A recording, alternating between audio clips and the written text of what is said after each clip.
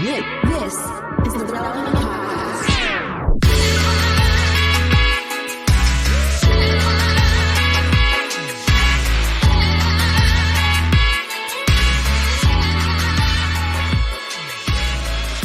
It's episode 980, and it's the Relevant Podcast here in Orlando. I'm your host, Cameron Strang, and joining me from Lake Nona in South Orlando, Jesse Kari. Hello, hello. That's a nice back porch you are streaming from. Watching the sunrise over. Lovely. All the way from somewhere else in Orlando, Gabrielle Griffin. Hey, guys. It's our last time with you in Florida. You're going back to California after this. Very sad. And from Paris, France, the global, the Orlando studio, distributed Orlando studio expands to Paris. Please welcome Tyler Huckabee. Bonjour, everybody. It's so weird. We are in 4 states normally, but now we're in 1 city and 2 countries, or 2 cities and 2 countries. Yeah. It's already, it's really, I'm looking at you guys and I'm seeing it. We're all looking at a little bit. We're still waking up over there stateside. I'm seeing Jesse's outside. I'm seeing like birds tweeting and I feel like the rooster's about to crow in the morning out there.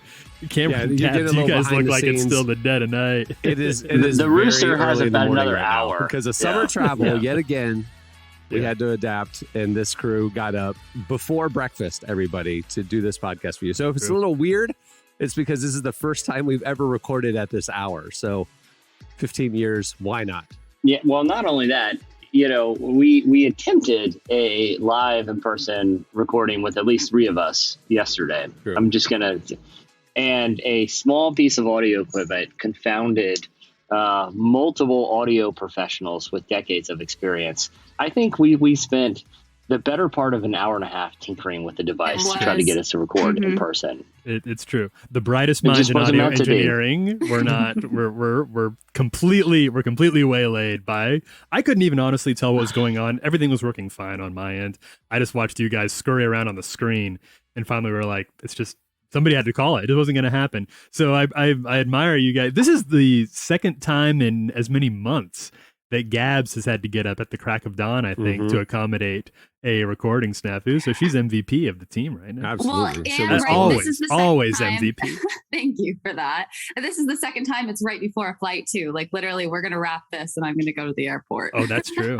Same with Jesse. I'm in the same boat. Yeah, I'm in the same boat. Yeah. It's just a whirlwind day. But here we are. Listen, we can't. That's just how much our listeners mean to us. We can't just skip. We can't just take a week off. We will risk, rushing to airports, waking up at the crack of dawn, tinkering with audio equipment to get this, essential content, life-changing content. They're good shows. They are good shows. They're good shows. Yeah, it's exciting. Speaking of which, what do we got? What do we got coming down? We the pipe have today? a great show coming up later. We talk to amazing worship leaders, Kari Jobe and Cody Carnes. They have a new collaboration out with Mav City Music. We'll talk about that and a lot more. Don't miss it. Also, we have your feedback, and right now, stay tuned. Up next, it's Relevant Buzz. You're not closer to the start than to the limit. Take a bow to the sky if you wanna wait. Great, singing hallelujah. Pray to God, cover your lives, go to the roof. Singing hallelujah. Run for your life, cover your eyes, off of the loop. Tell me why, don't tell me when, don't tell me how I must have died. I'm 51, 1953. Just to count into the stars. You're listening to Phoenix. The song is Alpha Zulu. Well, today's show is brought to you by the Lumo Project. Lumo is a stunning visual Bible project that'll help you see the gospel in a compelling new light. Have you ever wondered if the Gospels talk about the big questions we face in life today, things like addiction, money, depression, doubt? Well, they're all in there. With Lumo, you can experience Jesus' teachings and story in a completely new way. Check out Lumo's free scripture videos by searching the Lumo Project at YouTube. And for other free resources, including small group studies and more, check out lumoproject.com. That's LUMO project.com. Also, go check out Deeper Walk every day at Relevant. They sponsor that. Okay, it's time for Relevant Buzz. Tyler, what's happening there in Paris? Tell us what's going on this week. Real quick, I know you're covering the news from Paris. I just want to it's been pretty uneventful on this side of the pond. So hopefully sleepy. Hopefully there's something newsworthy happening, because people here just don't know what to do with their boredom with the news cycle. I'm not keeping track of American news. You've covered one American news cycle, you've covered them all. And I don't think, and I'm assuming, obviously there's a lot to cover about the American news cycle, much of which you can catch over relevantmagazine.com. Most of it this couple of weeks, it's cat stuck in a tree there, bake sale here, it's just around the country. It's just slow, wholesome news everywhere. So please tell us something exciting that will get people stirred up, Tyler. I am aware, even from Paris, we are aware of some very major SCOTUS decisions, like a couple weeks ago, the overturning of Roe v. Wade, and of course, some of the big fines that the January 6th Commission is finding, things of that nature. I've chosen to take a skip on that one for the relevant buzz. We're going to keep it to things that maybe you don't know about or don't have a lot of context about. If you want to read more about those things, you can obviously go over to the website and read it. That's good. That was a good plug. That's good. Like, there you go. You know those stories, and we are covering those stories. Yeah. Here's a story that might have fell under your radar. Yeah, I think because there is still a lot happening, and this one we're just going to start off a little bit. This one I was intrigued by this one. This is a story that came to us from The Economist. There's this group called the Economist Intelligence Unit Global Livability Index. It's a very long name. What they do is every year they rank. It's 173 major world cities on a scale of livability, which are the most livable, the easiest to get to, and which are the least. It ranks them according to 5 major sort of measures. Those measures are stability, political stability, healthcare, culture and environment, and the education and infrastructure. All right. Those are the things cost they use of living? to rank. Does that factor in? I think they call that part of stability. Stability. So like just how stable is your living situation there, basically. Yeah. So like is your rent going to soar out of your ability to pay it? Are you going to lose your job easily? Those sorts of things. Wages. Yeah. A few. I won't have you guess because there's a lot of cities on here. But one very notable thing that I'm interested in get you guys' thoughts on, of the top 10, all of them were from 2 continents. There was only 2 continents represented in the top 10. If you don't count, it's true. Number 10, there's a tie at number 10, and one of those cities is Japan.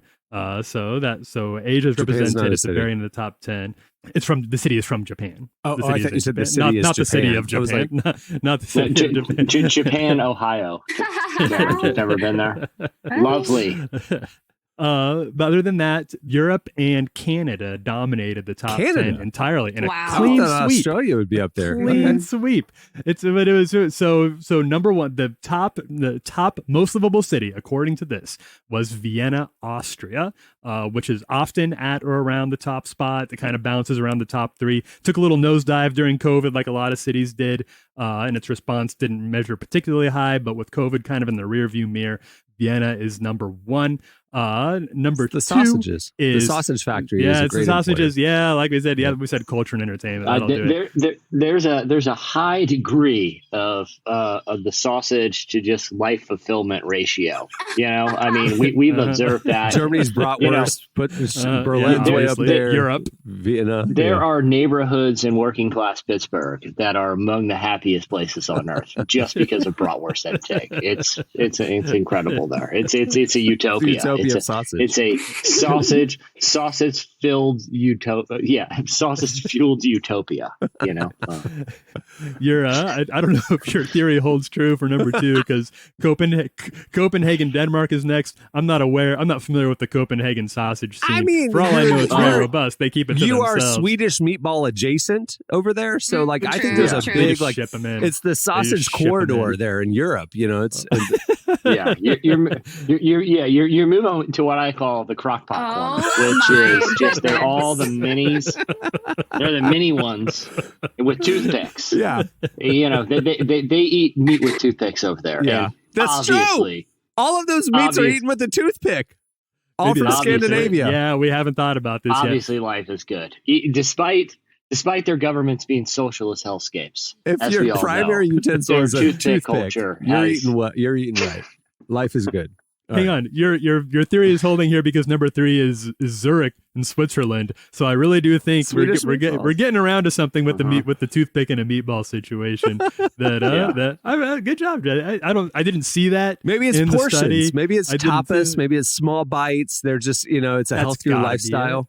That's got to be it. They don't eat a lot. They do eat a lot of meat, but they eat it in very small bites. They don't eat a foot-long really brat like the Pittsburgh Utopia. They eat little toothpick brats. Yeah, not a lot of big. So I think that was the U.S. obviously didn't crack the top 10 this year. L.A. jumped actually 18 points up, which was pretty notable over last year's placement. It was in 37th place, and the city that saw the highest nosedive of every city on the list was also an American city. Houston fell 25 points down to 56th place. Houston, our own downtown Emily Brown, who is an occasional resident of Houston, slides in and out of there. I don't know. She's not around to defend Houston this time, but according to this index, I think she would agree with the current ranking based on the stories I've heard. So I got the full list over there at relevantmagazine.com. If you're planning on making a little international move, if you're a little tired, if you're a little sleepy after your COVID lockdown, looking for a new place to go, this might be a helpful little blueprint for you to go check it out. I know I made a move to Paris. Paris, I would say, did not do super well in the rankings, so I'm not exactly a textbook case of how to use this list very well. But you can definitely go check it out there, and especially if you're open to moving to some Nordic countries. I think that might be a little bit of confirmation for your situation there. Love it. Nordic countries. I watch a lot of Netflix travel shows, as we all do during COVID, and every time they visit one of these delightful Nordic countries, everyone seems very happy.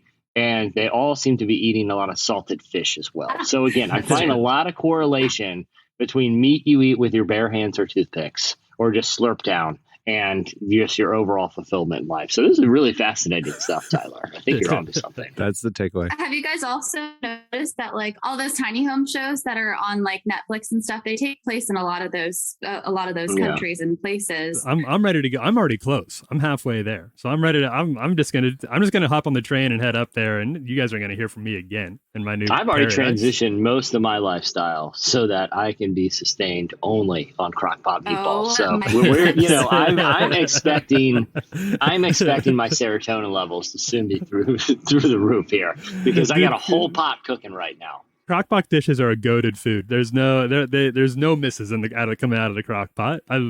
It's one of my big. I really miss it. The crockpot isn't a big part of the Parisian kitchen, but I'm going to try to introduce it here. That's going to be part of my new French lifestyle. I'm sure they'll appreciate that. Yeah. All right, what else you got? All right. So are any of you familiar with the HBO Max show Hacks, the TV show Hacks on HBO? Of course. Watched all of it. Yeah. Really good show about sort of a friendship that emerges between an aging comedian, kind of over the hill stand-up comedian, and a new writer that she gets to help like brush up her stand-up set for the millennial and Gen Z.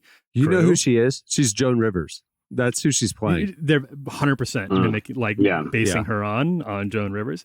It's a good show. I'm enjoying the show a lot. Yeah. And a breakout star of that show is Meg Stalter, who plays the I would say pretty dim-witted secretary or front desk woman for an agent of the writer, and she's becoming bigger and bigger daughter part of the owner of the agency and stuff. She's that big personality. Yeah. So she's a nepotism baby in the show who worked her way up, and she clearly doesn't belong there. But she's one of those who you can tell started out as a bit character, but is working so well that they're finding more ways to incorporate her into the overall story, a la like Dwight in The Office and things like that. Yeah. But she's spent a lot of time on the comedy circuit herself. She's done a lot of stand-up comedy, and she is working on a new show for HBO as well that's called Church Girls. It is based on her own real-life experience of growing up, going to a Pentecostal church in suburban Ohio. She grew up there. She's now out. She's bisexual, but she was sort of struggling to find her place and her identity as somebody who loved God and didn't really know what that meant for her in suburban Ohio. So she's working on this show called Church Girls, and I think I don't know if you guys feel this way. I really find a lot of times that shows about church or church life really don't hit or resonate for me, because you can tell so often they either come from way outside the house, like somebody who's maybe never been to a church before, or only seen like very like weird representations of church in their own media circles, or else it comes with a pretty biting agenda behind it, like they're really trying to make a statement to the point where the sermon kind of gets in the way of telling an actually good story. And in neither case does it look very familiar to me or to those of us who have been to church for a long time and kind of know so to speak, how the sausage is made in church. And I have some hope for this one. Little tiny sausage with toothpicks. Little tiny sausages. Because Meg Stalter has talked a lot about her church experience, and although obviously it was very complicated for her, she still has very fond memories of church and has spoken very appreciatively about her ongoing relationship with God and Christianity and her faith. And I hope, and don't know yet, but I hope that this could be sort of an interesting, different, maybe more nuanced look at church in the pop culture sphere than we've gotten in quite a while, especially from a place like HBO and A24, which is also co-producing this. What are you saying? Righteous Gemstones isn't a documentary? I've been watching. I watched the Way Down and the Righteous Gemstones back to back. I thought they were the same thing. I think Gemstones is pretty good. Yeah, I'm just kidding. But I mean, it's like obviously a lampooning of a certain segment of church culture. Yeah. It is one of those things where it's hard to think of too many pleasant depictions of kind of modern evangelicalism in culture and media. I mean, I feel like a lot of times, Cameron, you've made this observation before, where, a lot of times depictions of church that are just sort of, plot devices are often amalgamations of just a bunch of different denominations that happen to meet. You know what I mean? Like, you can tell, like, in a lot of cases, like, the writers didn't really have actual experience in a particular church that they were trying to replicate. They were just sort of taking a lot of different church stereotypes and throwing them into like a scene representing the church, where, getting the depiction that it shows kind of the good, the bad, and the ugly, but also the thing that keeps bringing people back every week is sort of rare in culture. And I think it would, it would do, I think, a lot of viewers well to kind of see that side of it, where, we're all very, very well aware of the warts of the modern church. But like I said, there is something that brings communities together to meet every week and to impact lives, to get people to dedicate their life to this thing, that I think it would be kind of fun to watch a depiction of, that's honest and funny and true, but also done in good faith, not necessarily looking to just kind of send up or make fun of. Yeah. Hopefully that's what this is. Hopefully so. We'll keep an eye on it. Yeah, we'll keep an eye on it. And it'd be cool if we got an opportunity, and I hope we will, to talk to some of the people involved in it. I wouldn't be surprised if we have some of those coming down the line. Right. So keep your eyes peeled. For sure. All right. What's the last thing? Last thing I got, you may have seen it, especially if you were following RelevantMagazine.com, but our friends Maverick City Music headed over to NPR, to the infamous Tiny Desk. They got all 30 people in this quote unquote tiny desk. I don't know how tiny we're actually talking here, but they did get everybody around for a couple performances at the Tiny Desk Studio, and that was cool. That's kind of a king-making situation for a lot of bands, and it was cool to see Mav City, as far as I know, the only worship band to ever do a Tiny Desk concert. And here's a clip of them singing. You said it, we believe it. You keep all of your promises. You said it, we believe it. You're a man. You're a man. What's that? This confidence, you finish what you started. Well, one caveat about the no worship band thing is during COVID, Kirk Franklin did a Tiny Desk. That's true. Remote. That's true. All right, you're right. So he kind of double dipped because he showed up on this one too. It's been a big week. They're on their national tour, arena tour, selling out arenas all over the country with Kirk Franklin. And this week, not only were they on Tiny Desk, but they did the BET Awards. It's like every major stop they're getting right now. It's amazing. So good for them. They also landed on the cover of of the summer issue of Relevant Magazine. Yeah, Naomi Raine, Kingmakers. You're talking about Kingmakers, right? Yeah, talking about Queen Makers here at Relevant. So definitely a big week. Definitely a big week for Mav City Music. Of course, rooting for those guys. And two, what a like if you were to rewind like a year and a half ago, okay, when we were all like, are we ever even going to meet again in person anywhere, much less return to the office? Not only is NPR like this shit, like I feel like you got to celebrate the wins, right? Like there's a lot of heavy news, but like we are at a place, kind of post, pandemic where not only are we watching people hang out in the NPR offices, just like the old days, just they're working in an office. We're going to cram a band of 30 people in the office too, and sing songs as loud as we can and celebrate. Like for real, like a year and a half ago, if you were to give a glimpse in the future to say, hey, in the summer of 2022, we're going to come so far in the pandemic where this is happening. And it's Maverick City singing in an office. It's like, hey, we've come a long way. Like I said, I know there's a lot of heavy stuff going on, but like, look, that's pretty cool that life has returned to some sense of normalcy when it wasn't that long ago, when all of us were legitimately questioning if something like that could ever happen again, Yeah. We are resilient. Yeah. Sad news. This just in. Monkeypox outbreak hits Maverick City Music, screeching the next leg of the tour. No. The tour comes to a halt. It was a super spreading event. Yeah. Great songs, but unfortunately, it took down NPR and Maverick City Unfortunately, it was a bad idea to cram 30 people into 2 NPR cubicles. Kai Risdall is never to be heard from again. It's a tragedy. Yeah, everybody. exactly. Two cubicles initially reserved for Scott Simon and his assistant have now caused the next pandemic. Oh my goodness! All right, that's it for Relevant Buzz. Stay tuned. Up next, Kari Jobe and Cody Carnes join us. You were here before in a different body.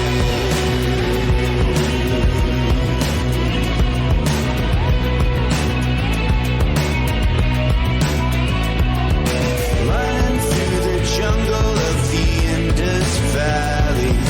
I was here before in a different body. Wake up, wake up, wake up, wake up, wake up, wake up, wake up, wake up, July. You're listening to Young the Giant. The song is Wake Up. Well, today's show is also brought to you by BetterHelp Online Therapy. People don't always realize that physical symptoms like headaches, teeth grinding, and even digestive issues can be indicators of stress. And let's not forget about doom scrolling, sleeping too little, sleeping too much, undereating, overeating. Stress affects all of us daily, whether it's working on a major assignment at work or the stress of getting your kids ready for school. There's even times where I've lost sleep. I would say there's many times where I've lost sleep over some of my stress.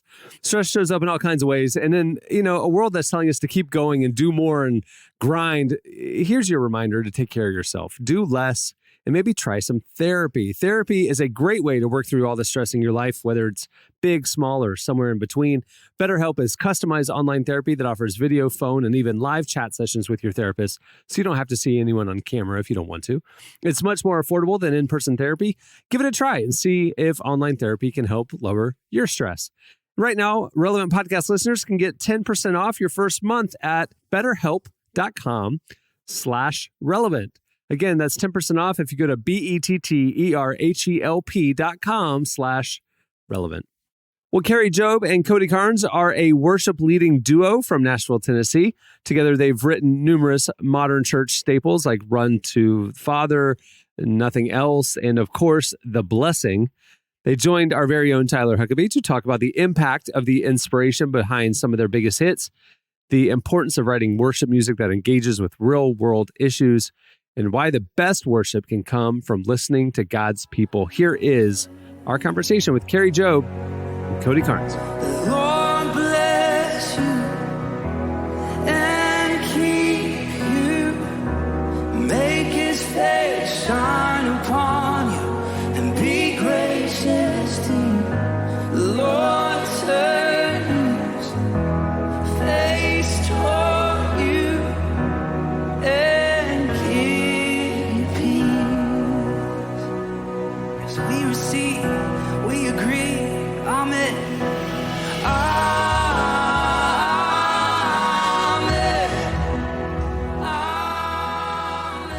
I I talked to Furtick and the Elevation guys about the blessing, and they spoke very, very highly of your bringing that together with you all. Can you tell me, from your perspective, a little bit of the story of how that song came together in the first place, and then how it's sort of evolved while you've been in quarantine?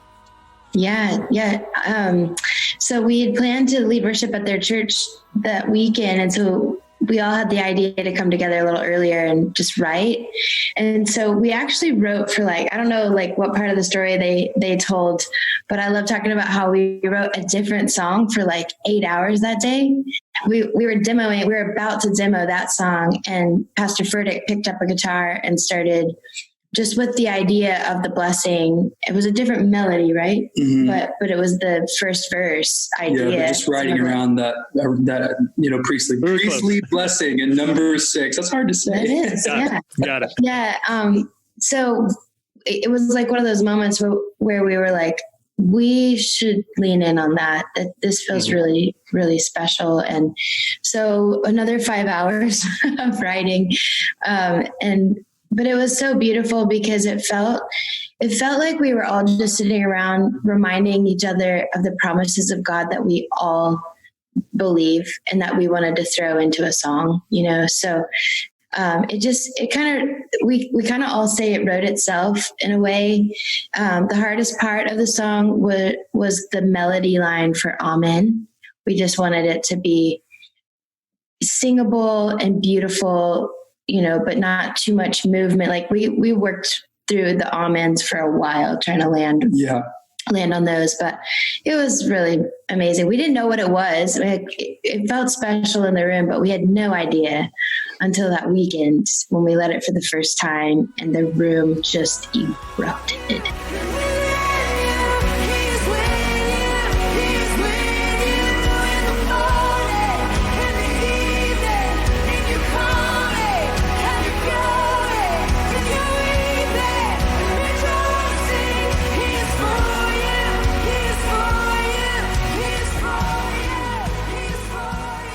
I'm curious about the songwriting process, especially for people like you who worship music, corporate church music. It feels like as somebody who does not write music, thank goodness, it's such a it feels almost like a mystical experience. Like when you're writing worship songs, what is the process when you go in to start creating that? Is it difficult? Is it hard to have this very intimate experience with God that then you just kind of put out into the world and anybody anywhere all over the world might sing it? What happens in your on a nitty gritty level? Yeah, I think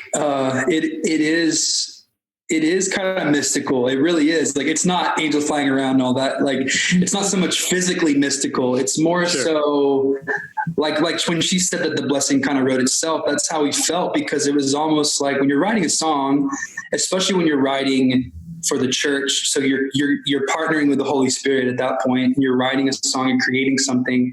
It does feel like ideas come out of nowhere. It feels like things come to you that aren't out of your own strength or even out of your own knowledge, out of your own wisdom. It's just ideas will often just pop in your head. And I think about writing that song, and it's the verse came really quickly, but then we knew that we wanted to say amen in the chorus. And a lot of that is just creative expression. So you can kind of create what you want to create as a human, having your own mind, your own free will. You can create whatever you want. But I think the heart of it when you're writing for the church is that you want to partner with the Holy Spirit and write something that He's wanting to say. You're wanting to be just that kind of vehicle, that vessel, that kind of He flows through to put something down on paper to communicate to the church. And, so it is kind of an interesting, situation, especially when you're writing with other people. There is a power that comes from intimacy in it. And a lot of times that intimacy is best. Those ideas best come when you're by yourself. So a lot of times when we go in to write songs, we already have an idea started. And that idea was birthed out of intimacy, alone time with God. Yeah. And that gets captured in that. So even when you take it to other people, a lot of times the other people process is a lot of crafting. It's not super it's not super like holy moment, mystical angels flying around kind of thing. It's like, how do we take this holy moment that happened? How do we craft it creatively where it's communicated well at that point? So it's a lot of like communication, just skills, and people that know how to write songs, people that know how to communicate, that kind of stuff. Theology is brought into it. What does the Bible say? What does scripture say? How do we make sure this is correct? We often pass songs around to people that we trust theologically after we write something. Hey, will you check this? Hey, will you let me know if anything of this is weird, or, what's your perspective? Like, we want these things to be accurate. So our pastor that we sing songs to, he's the best because he like dramatically gives us answers. And so if he loves it, he's like, oh my gosh, this is going to slay demons. And and then like, if he has something negative, he's like, I just checked this one line, but everything else is fantastic. It makes you feel like really good and really positive. Yeah. When I've just gone through the motions, I'm sorry. When I just sang another song, take me back to where we started. I open up my heart to you.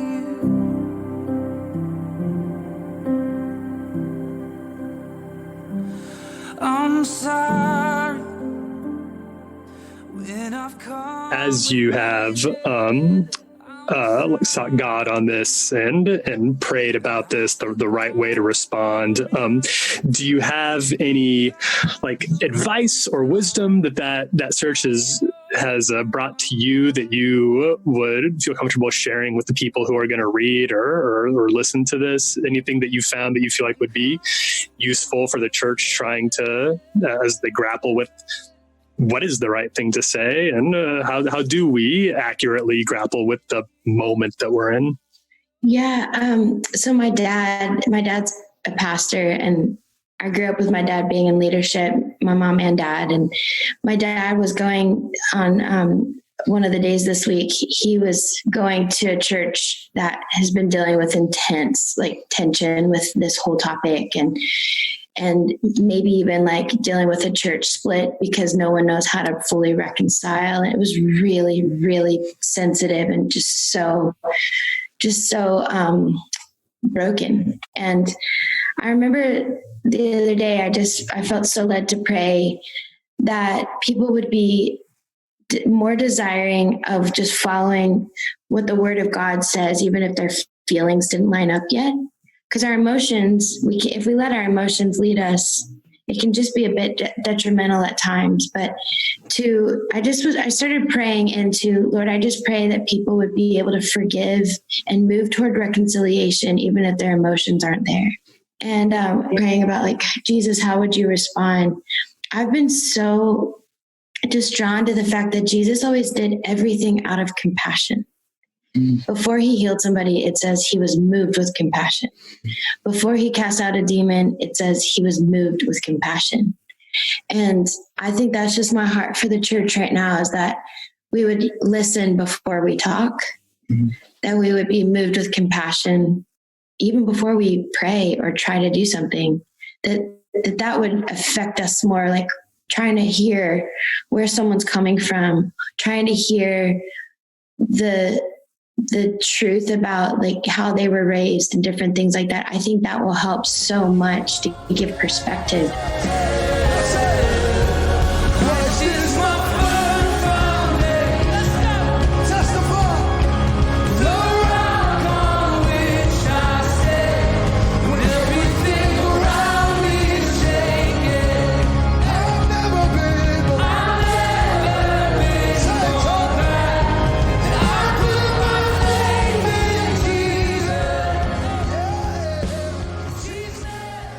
That was Kari Jobe and Cody Carnes.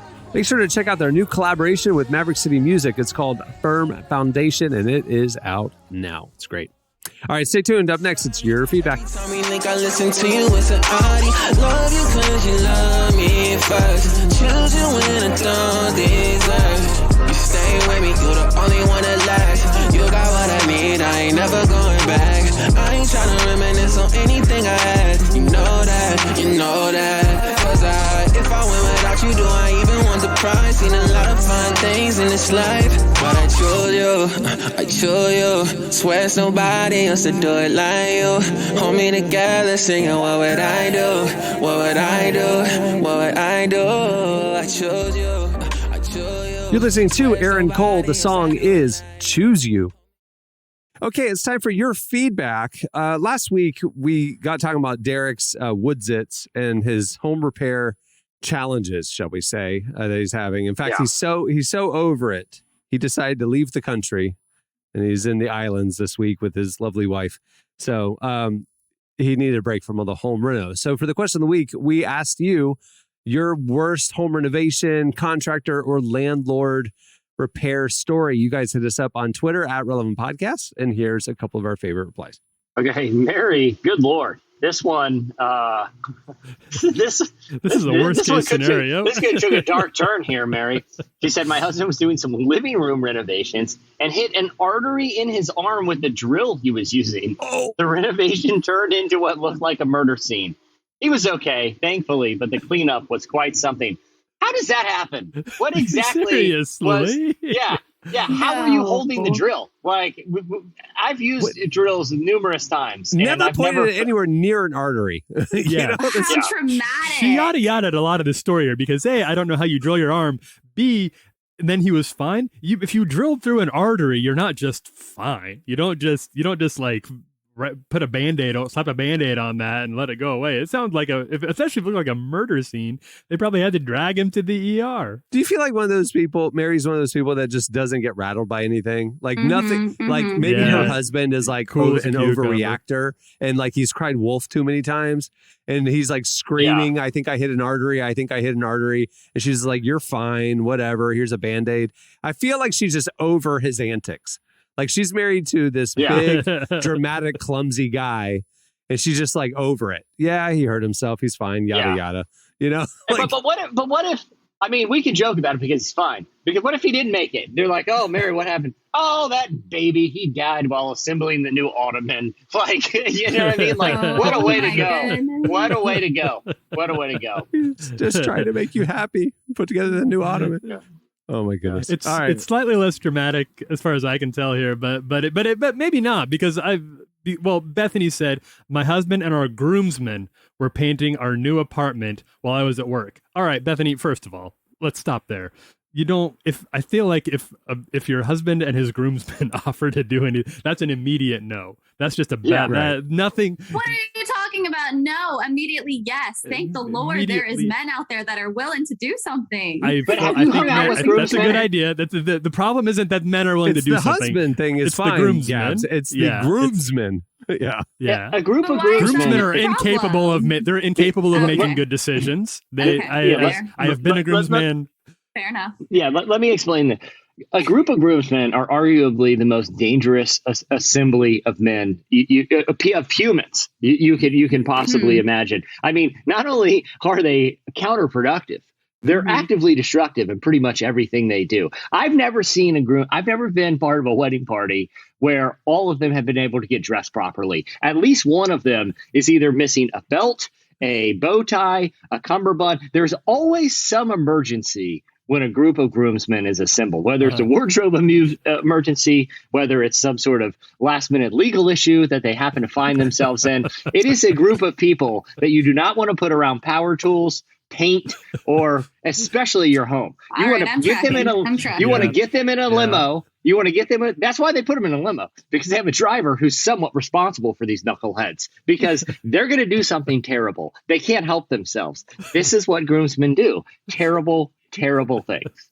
I feel better and better about eloping. Also, you got to think about their motivation. They came in for a fun week to celebrate their buddy, get married, but they got put to work having to paint. You know, it's like, this is not what they signed up for, so they're not going to take it seriously. They're just going to hang out. They're there for the pizza. Is already not good. Or it was a wedding gift. It could have been a wedding gift, and they were really trying to take it seriously. We don't have enough details to know. Trust me. Groomsmen are not only the most actively destructive, and they just fuel each other in their bad decision making, but they're also some of the cheapest people you will ever meet. They think that just because the groom, gave them a money clip with their initials engraved on it, that gives them carte blanche to just, that to them is like, well, I get to do whatever I want. I'm a groomsman. I received a personalized flask today. This entitles me to not have to do anything fun. I remember at a wedding party, and like one of the groomsmen was sent to go get fast food, and even that was a mistake. Even that was like not only is the order absolutely messed up, we may never see this human again. Like we might as well put out the APB right now, because this was too much. This was not somehow expected. He drilled to his artery. Like we don't even know. Why was he drilling? Yeah, he was a former groomsman. Where did he even get the ottoman that he was assimilating? We wanted French fries, not an ottoman. Come on, Gary. We ordered 5 number ones from Chick-fil-A. How hard was it? You started just pulling over by the side of the road and assembling a random ottoman you found? What is wrong with you, Gary? Give me the money clip. You call it a pride of lions, a flock of birds. It's an emergency of groomsmen. That's the scientific group name for these guys. It's a pending disaster. They can never get together without a 911. We never even said Bethany's story. So Jesse's premonition was correct, right? Yeah. This is perfect. This is exactly what this is really a best case scenario for for having an emergency of groomsmen paint your house.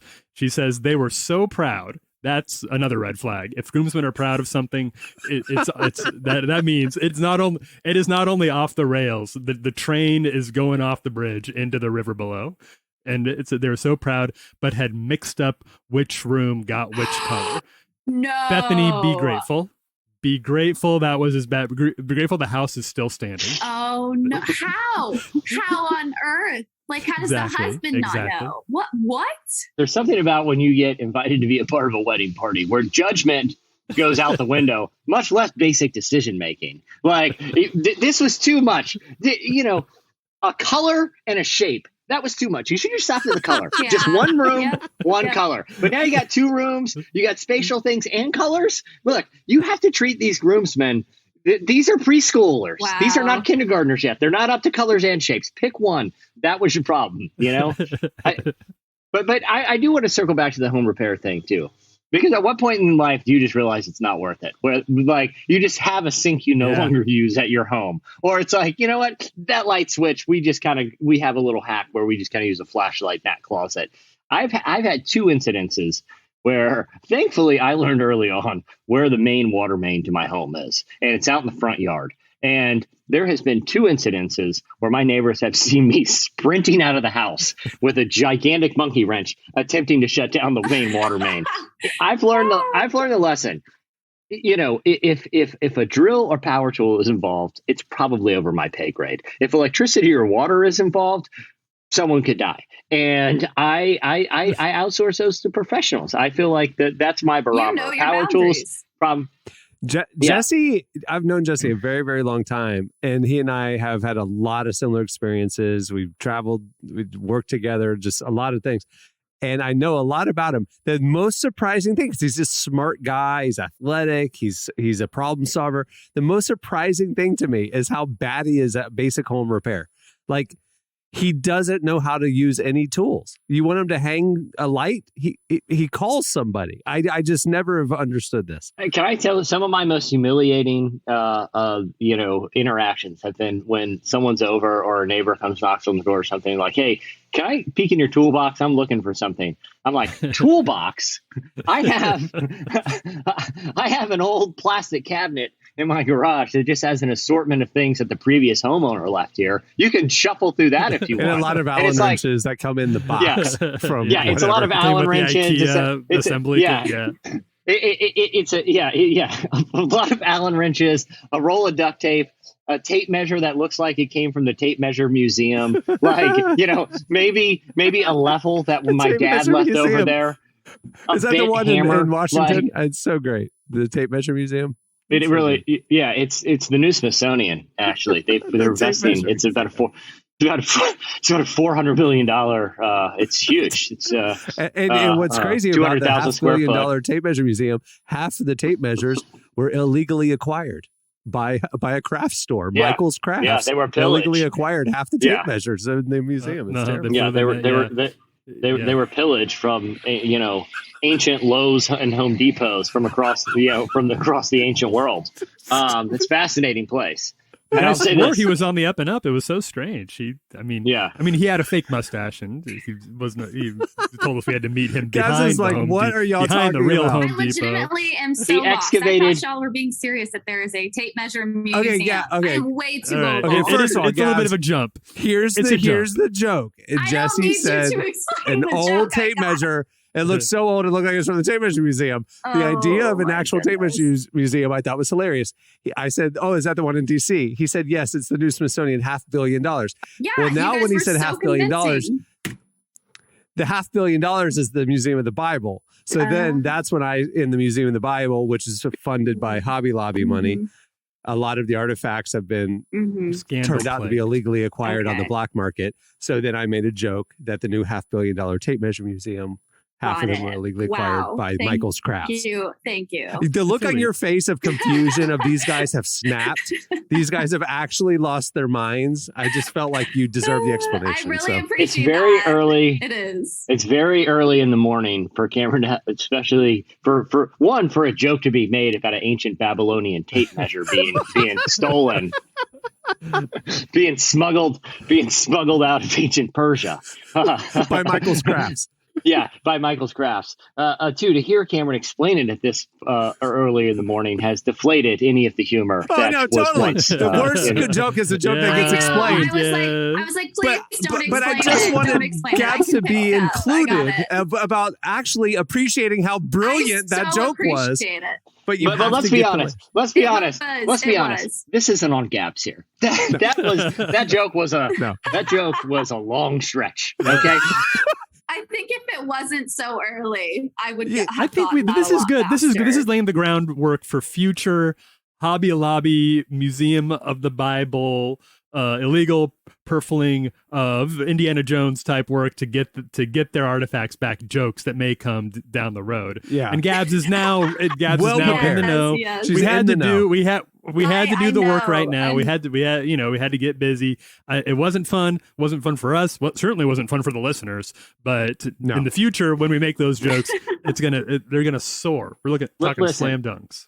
Listen, we're recording early when the primary material that we're bringing to you for the better part of an hour now is a commentary about Swedish meatballs and their link to happiness, and possibly finding the tape measure that the carpenter Jesus used and stealing it and placing it into a Smithsonian. By Michael's Crafts. And let us not forget Mary's bloody husband. Inept husband. This is just over. He's fine. Yeah. And the emergency of groomsmen. And manslaughter by Ottoman. Yeah, what an episode. Hard-hitting stuff here. We started doing these earlier, I think. Oh, yeah. No, that's we really landed on the secret. Session. This is why morning radio is so good. Because I was just talking to somebody the other day. I can see that. When I was growing up, morning radio was the height of comedy. Like, it was the pinnacle of the comedic experience, was just hearing a couple goons, that had been up since 4:30 a.m. just trying to make a joke about a traffic accident that's clogging up rush hour. That was the pinnacle. And then all right, we run out of material. It's time to prank call McDonald's. You know what I mean? Like, that's why they were. Or the second date update. Did you guys ever listen to that? It's funny. I was just with my in-laws, and they were unpacking second date update stories for me. I'm not familiar with this. I love them. Never heard of I love them. They're addicting. They're so funny. Gabs, it is so funny you mentioned that, because I had an extended conversation. So basically, and Gabs, if I'm butchering this, please clarify, because I've only experienced these secondhand. But I talked by my brother-in-law about an hour last night. He was telling me some of the funny ones. But basically, a radio station will call. They'll call someone who went out on a date with someone who didn't get a second date to learn what went wrong. And they'll get both perspectives of, why this person didn't call back for a second date. And often those perspectives are wildly different experiences, and comedy often ensues. Gabs, is that somewhat accurate? Yes. And they do try to get you a second date. That's like the whole point, is to try to hear both perspectives. And usually one person is like really invested and wants a second date. And so they try to get you a second date. I have heard so many crazy stories on there. I just can't believe how crazy. Even secondhand, I was laughing because my brother-in-law was like, they were like, well, I didn't want to go on a second date because he brought a snake on the date. And they're like, well, that's pretty weird. They're like, that's pretty weird, but it's not that bad. You can give him a second chance. They're like, no, but the snake bit me on the date. Like, it's like, okay, that seems like a red flag. Yeah, like ridiculous things.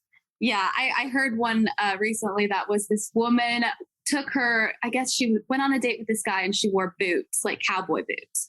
And she took her boots off and stuck her feet up on the dash. And apparently her feet were mighty stinky. And he couldn't hack it.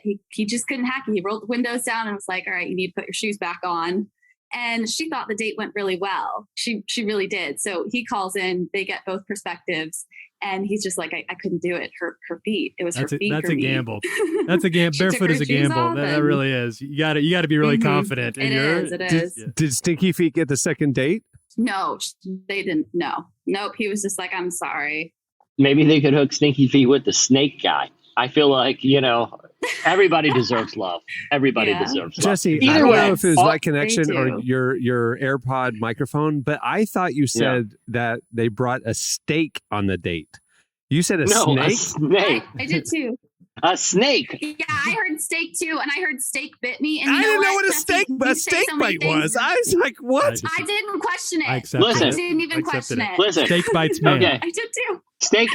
We all know what steak bites are. How dare you, Cameron? Steak bites are amazing. Yeah. Is it like meat sweats? Like, what's going on? They're a meat. They're steak. A steak bite is a steak you eat with a toothpick. Okay. If you bring that on a date, the happiest you can be in America. Like sirloin tips, like little steak bites. I got steak you. Bites.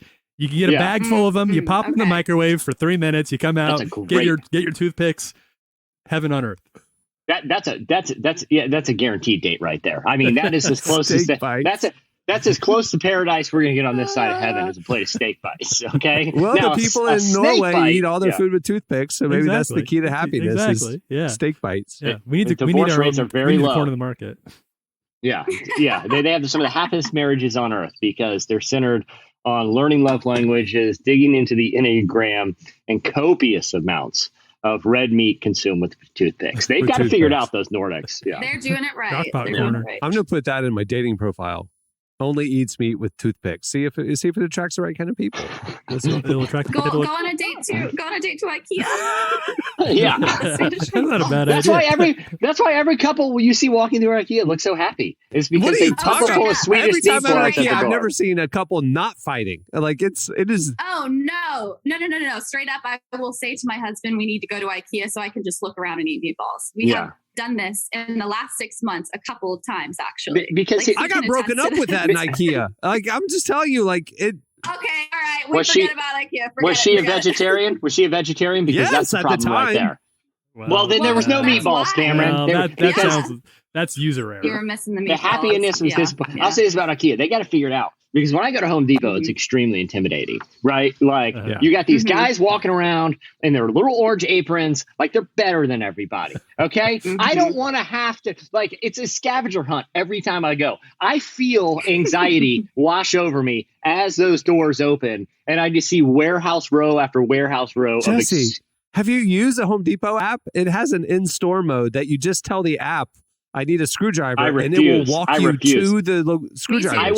I was raised by a father who refused to take directions at a Home Depot from a device or a human. He was going to walk confidently right to where he needed something, and if you didn't, there was something wrong with you. Okay? The great thing about IKEA, they've already got the rooms assembled for you. They've cast the vision. There's no thinking involved.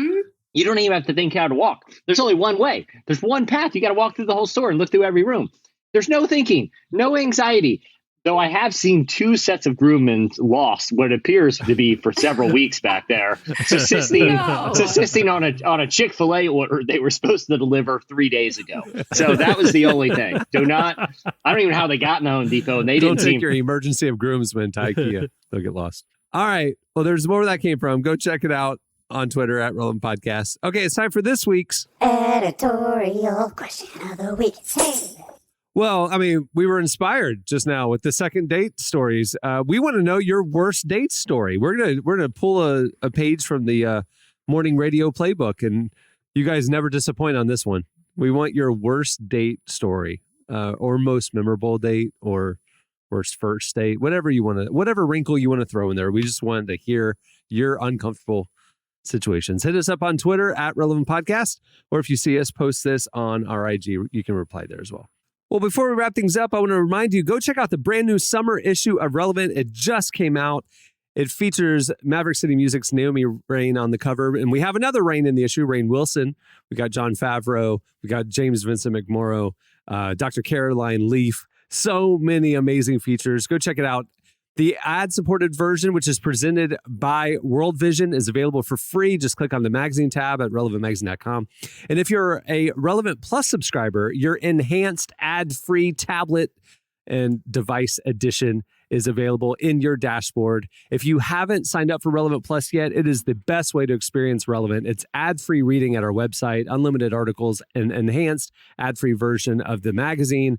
You get an exclusive podcast, Relevant Plus Conversations. You get an ad-free version, early release version of this podcast, and a lot more. Go check it out. All the information is right there at the website.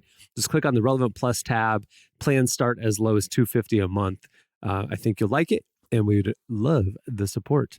Also, if you haven't been over to relevantstore.com in a while, check out the new merch we've put up. There's a podcast fan stuff and statement merch and old magazine archives and a lot more. You can go check it out, relevantstore.com. And make sure to follow us on all the socials. We are putting out good stuff all day, every day.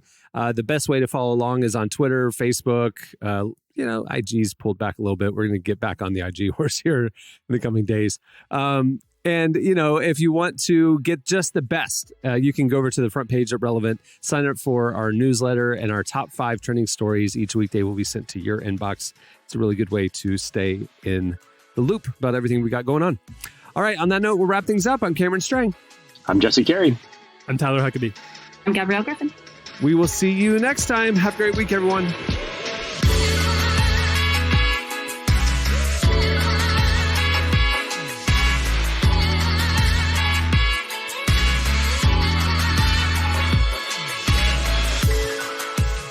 For listening to the Relevant Podcast.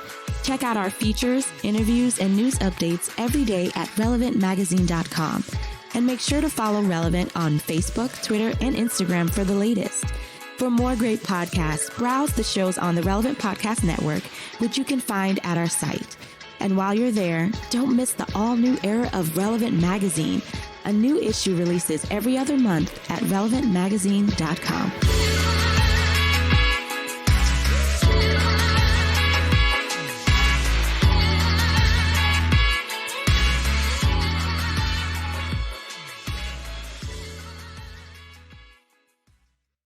I've already transitioned most of my lifestyle so that I can be sustained only on crockpot meatballs. Relevant Podcast Network.